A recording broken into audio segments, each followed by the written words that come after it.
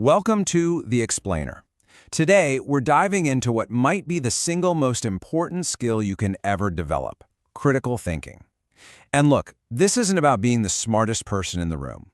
It's about being in the driver's seat of your own mind. We're going to explore how to truly master our thoughts and unlock our real potential. But let's start with a really big question. Just think about it for a second. The decisions you've made today, the opinions you have, the beliefs you hold dear, are they actually 100% yours? Or could they be shaped by hidden forces you don't even see? Answering that is our first step, because you can't really master your mind until you know who or what is at the controls. So, let's imagine our mind is this huge, unexplored landscape. It's full of incredible treasures, right? Insights, creativity, the whole deal. But it's also scattered with these invisible traps, these pitfalls. In this first part of our journey, we're going to put on our explorer's hat and start mapping out these hidden traps, the default settings our brain runs on that can lead us way off course without us even knowing it. And these traps, they have a name: cognitive biases. Now, it's so important to get this straight.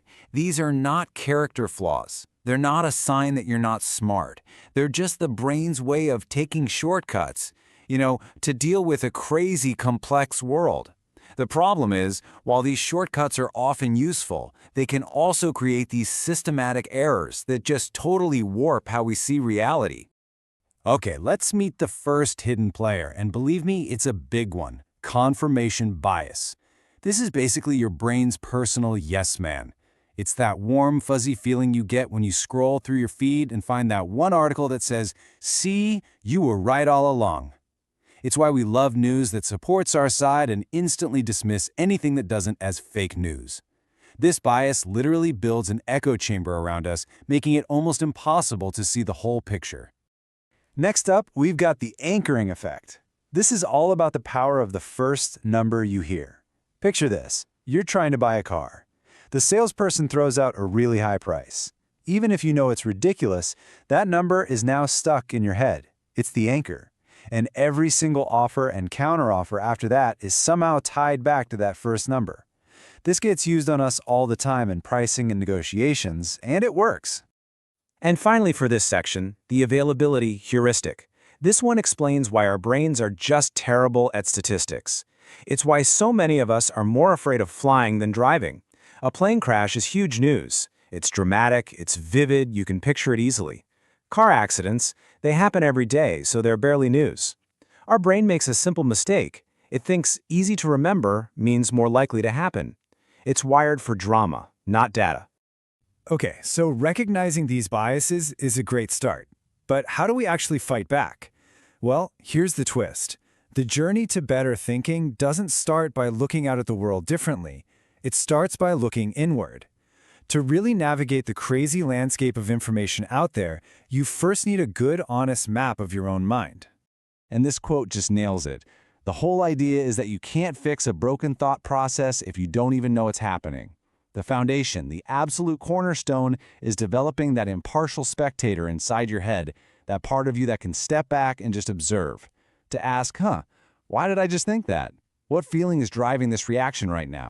So, how do we actually build this self-awareness muscle? Well, here's a game plan. First, mindfulness. And this isn't some mystical thing about emptying your mind. It's the opposite. It's about paying attention to what's going on in there.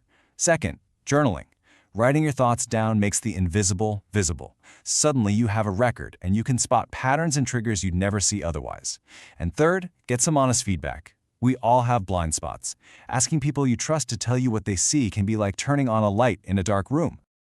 All right, we've got our map of our inner world. Now it's time to pack our gear.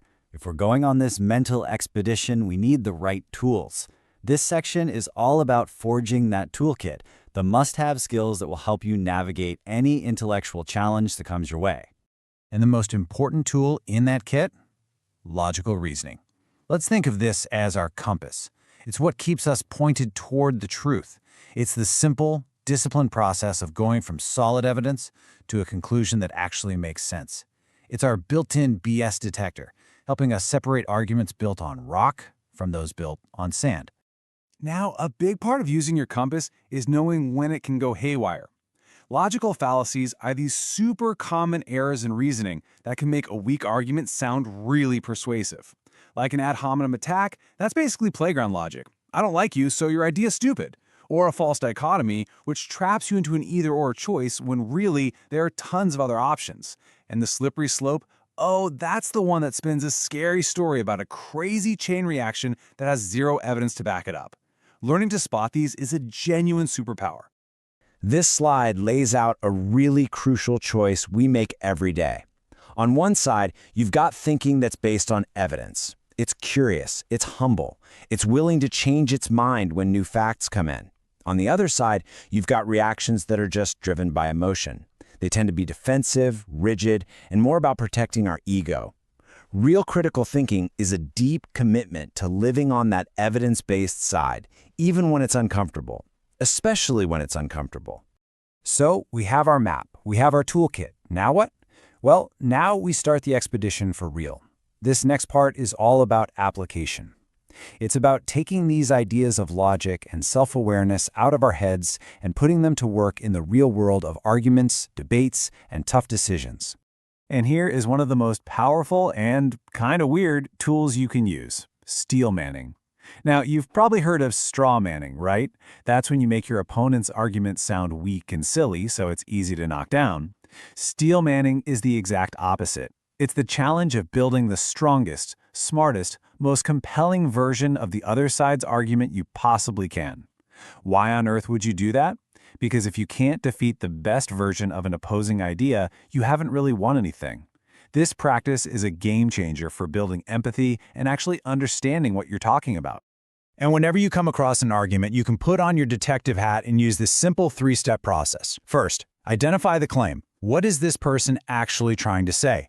Cut through the fluff and find the main point. Second, examine the premises. What's their evidence? What are the because statements? And finally, step 3, evaluate the conclusion. Does the evidence they gave you actually, logically, lead to that conclusion? This simple little framework can break down even the most complicated arguments. But listen, even with the best tools, we can still get stuck in some really common traps. One is analysis paralysis. I think we've all been there. You get so lost researching and weighing pros and cons that you never actually, make a decision. Another big one is groupthink. This happens when everyone in a group wants to get along so badly that nobody speaks up, nobody disagrees, and the group ends up agreeing on a terrible idea. We've explored our inner world, we've forged our toolkit, and we've practiced using our skills. This final section is about the end game. It's about the ultimate goal of this whole journey. Because this isn't just about thinking better, it's about building a mind that is fundamentally stronger, more flexible, and way more resilient. When we talk about mental resilience, we're not talking about being tough and emotionless. Not at all. We're talking about adaptation. Think about an oak tree in a hurricane. It's flexible enough to bend so it doesn't break, but its roots are deep enough to hold it steady. Resilience is that ability to bounce back from life's storms. Not just to where you were before, but to a place of even greater strength and wisdom. And the engine that drives this resilience is the growth mindset. If you have a fixed mindset, challenges look like threats, and failure feels like a final judgment on who you are. But with a growth mindset, everything flips. Challenges are opportunities. Failure isn't a verdict. It's just data. It's a lesson. Honestly, shifting to this perspective might be the single most powerful thing you can do for your own growth. Ultimately, we have to completely reframe what it means to be smart. In a world that seems to reward being certain all the time, we need to remember this. True intelligence isn't about always being right. It's about having the humility and the courage to get a little closer to the truth, even if that means admitting you were wrong yesterday. That is real intellectual strength. So, we're going to end with a call to action. This whole journey has been about getting you the tools to question, to analyze, to understand. Now it's your turn to use them. I want you to look at your own beliefs, the things you feel absolutely sure about. Pick one, and just start asking questions. What belief will you put to the test? Not to tear it down, but to make sure it's actually strong enough for you to believe in. Your expedition starts right now.